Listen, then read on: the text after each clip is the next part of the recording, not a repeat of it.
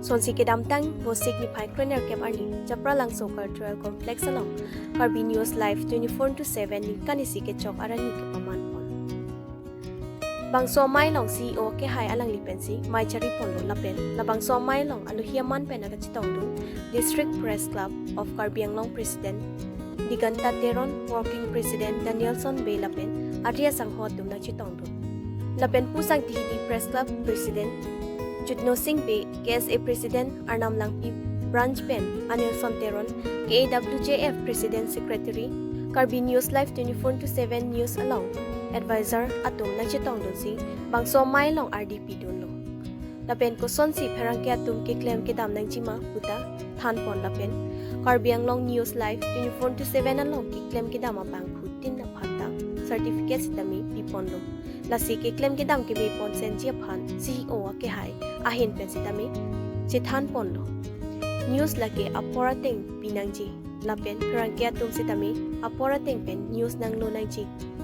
anlote ilitium an news abang aporateng pen pilo pulote alam ta chithan chimun pon lo. News report Karbi Anglong TV9 News. Prasi pini Karbi Anglong News Live 24/7 kechok si anniversary katalong na hirjume nilitum la media team hoi pen Karbi Anglong rat phastami pajero la pension si pini dak Japra Langso made Don Surya Klamalong la so program mission be si pachun long lo la pen kadu kavi non pachun dia phi la so me long kadu kavi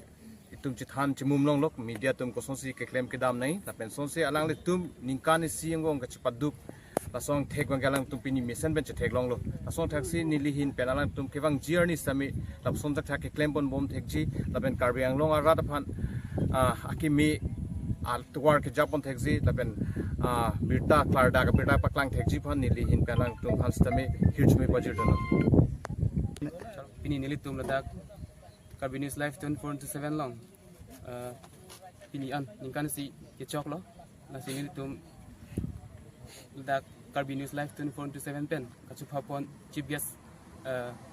gai digonto teron District Press Club of Karbi Anglong President lapen Working President AGS lapen Finance Secretary lapen Women Justice atum stami iltulon naistong duno lapen Arnam Langpi Branch pen naistong dun Anilson teron alang stami naistong dun lo nasi pini nilitum bangso Karbi News Live 24/7 along Ningkan Isi kechok along kadu be naistong dum an phan stami nilihin pen kadom pi pajiglo kadom pini pen nilitum Ningkan Isi kechok lo nasi tiwain lang ani pen nilitum bangso Karbi News Live 24/7 an se